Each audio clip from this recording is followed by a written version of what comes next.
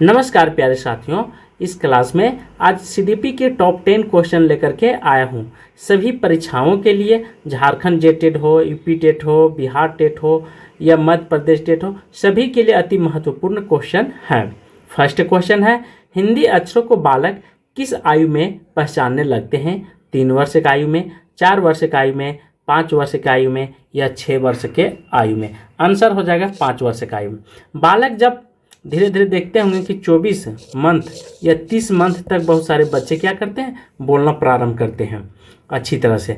तो बालक की जो होता है, ठीक है, अक्षरों की पहचान जो होती है 5 वर्ष में। इसीलिए स्कूलों में क्या है, स्कूलों में 2.5 वर्ष तक, ठीक है, 2.5 या 3 वर्ष से लेना प्रारंभ कर देते हैं। जब वो कुछ पहचानेगा ही नहीं तो फिर इसको एडमिशन करने में, खर्च करने में क्या फ़ायदा होगा? तो 3 वर्ष के और पहले जो होता था, प्राइवेट स्कूल नहीं था, सरकारी स्कूल में बच्चों का एडमिशन 5 वर्ष के आयु से प्रारंभ हो जाती थी। लेकिन अभी क्या है कि अभी प्राइवेट स्कूलों में 2.5 वर्ष या 3 वर्ष में स्टार्टिंग कर देता है, ठीक है, एडमिशन लेना। सेकेंड है, दूसरे वर्ष में अंत तक शिशु का शब्द भंडारण हो जाते हैं। कितने होते हैं? 100 शब्द हो जाते हैं या 60 शब्द हो जाते हैं, 50 शब्द या 10 शब्द। मतलब कहने का अर्थ है कि दूसरे वर्ष मतलब जब 24 मंथ का बच्चा हो जाता है तो उसके अंदर में कितना क्षमता आ जाता है शब्दों को स्टोर करने के लिए, ठीक है, जमा करने के लिए उसके माइंड में। तो वह हो जाएगा आंसर 100 शब्द वह जमा कर सकता है, स्टोर कर सकता है अपने माइंड में, उससे ज़्यादा नहीं। थर्ड क्वेश्चन है, यहाँ पे खाली स्थान दिया हुआ है। महीने की आयु के बीच अधिकांश बच्चों शब्दों की मिलाकर छोटे छोटे वाक्यों में बोलना शुरू कर देते हैं। किस महीने में? 24 से 30 में या 30 से 36 महीने में या 12 से 18 वर्ष महीने में या 18 से 24 महीने में? अर्थात थर्ड का आंसर हो जाएगा डी, 18 से, ठीक है, 24 महीने। आप देखे होंगे आसपास में माता पिता के द्वारा, नाना नानी के द्वारा, ठीक है, दादा दादी के द्वारा बच्चे छोटे छोटे शब्दों को बोलना प्रारंभ कर देते हैं। तो 18 से 24 वर्ष की आयु में।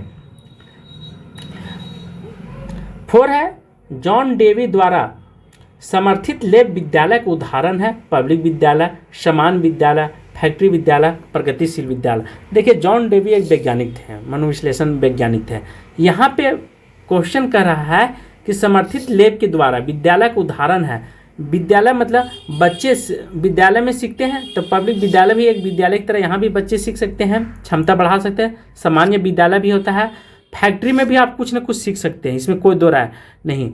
लेकिन प्रगतिशील विद्यालय, ठीक है, ये जॉन डेवी द्वारा समर्थित लेब का उदाहरण है। प्रगतिशील विद्यालय, प्रगतिशील विद्यालय मतलब प्रत्येक दिन, ठीक है, प्रत्येक दिन बच्चों को खेल खेल में कुछ न कुछ सिखाई जा सकती है। वहाँ पे हर दिन बच्चे की प्रगति के बारे में सोचना ही प्रगतिशील विद्यालय का मुख्य उद्देश्य होनी चाहिए। तो जॉन डेवी के द्वारा आंसर डी हो जाएगा, प्रगतिशील विद्यालय। बल्कि ये सब पब्लिक विद्यालय तो हो ही सकता है, इसमें सीख सकता है, लेकिन सबसे बेस्ट होगा प्रगतिशील विद्यालय। वहाँ पे नई नई तकनीकी के द्वारा बच्चों की क्षमता को आगे बढ़ाया जाता है।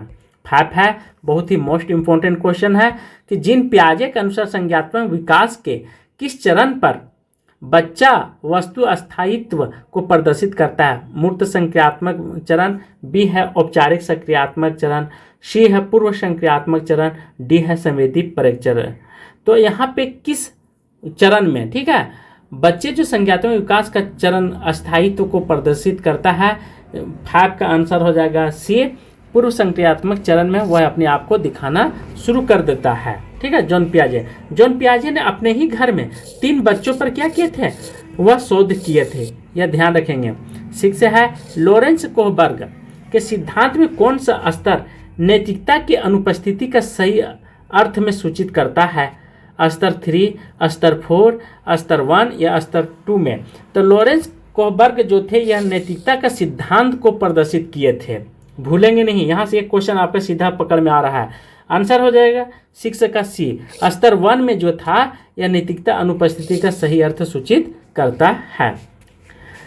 7 है, जीन पियाजे के अनुसार निम्नलिखित में से कौन सी अवस्था है जिसमें बच्चा अमूर्त संकल्पनाओं के विषय में तार्किक चिंतन करना प्रारंभ कर देता है?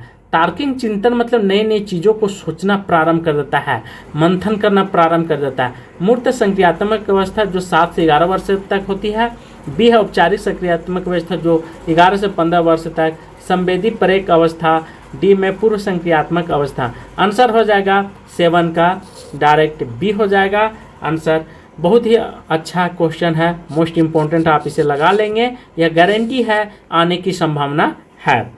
8 है, निम्न में से कौन सा कारक सामाजिकरण प्राथमिक कारक नहीं है? परिवार, अड़ोस पड़ोस, समकक्षी, सरकार। तो देखिए सामाजिकरण जो होता है प्राथमिक कारक नहीं है, कहने का अर्थ है बच्चे जो हैं से परिवार से तो सीख सकते हैं, ठीक है, अड़ोस पड़ोस से भी सीख सकते हैं, समकक्षी से भी सीख सकते हैं, पर सरकार तो को खास नहीं होता है, यह कारक नहीं है, ठीक है, सरकार जो है से यह कारक नहीं है। आंसर हो जाएगा डी, ये भूलेंगे नहीं।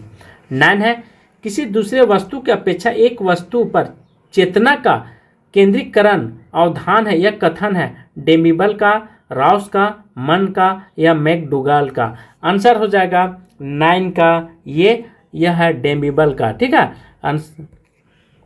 कहने का अर्थ है कि किसी दूसरे वस्तु की अपेक्षा एक वस्तु पर चेतना का केंद्रीकरण, चेतना मतलब होता है सिद्ध माइंड को जागृत करना, एक सेंटर पर लाना, केंद्रित करना, ठीक है, चेतना का विकास होना, उसका मानसिक विकास होना। तो जो डेमिबल का यह कथन था है, माता पिता के वंशजों में स्थानांतरित होने वाले लक्षणों को कहा जाता है पर्यावरण, जीन, अनुवांशिकता या होम्योस्टेसिस। आंसर हो जाएगा अनुवांशिकता। कहने का अर्थ है जीन जो होता है वो हमारे ब्लड में पाया जाता है, ठीक है। अनुवांशिकता क्या होता है? अनुवांशिकता होता है जो एक जगह से दूसरे जगह स्थानांतरित होता है, हमारे माता पिता से कभी कभी देखे होंगे, ठीक है। स्थानांतरित करने की क्रिया को अनुवांशिकता बोला जाता है। कभी माता पिता के द्वारा, ठीक है, बच्चा काला होता है उसका प्रभाव पड़ता है या तेज होता है, कभी दादा दादी का प्रभाव पड़ता है तो तेज होता है, या कभी नाना नानी का, लेकिन सबसे ज़्यादा माता पिता का 1/3, ठीक है। ध्यान रखेंगे 50% माता पिता का असर करता है और थर्ड और सेकेंड है 50% हो सकता है दादा दादी का हो सकता है, नाना नानी का हो सकता है, पर दादा का हो सकता है, पर नानी का हो सकता है। ये अनुवांशिकता क्रिया का प्रभाव पड़ता है बच्चों पर ही, यह ध्यान रखेंगे। तो आज की क्लास में यहीं पे समाप्त करता हूँ। थैंक यू, धन्यवाद।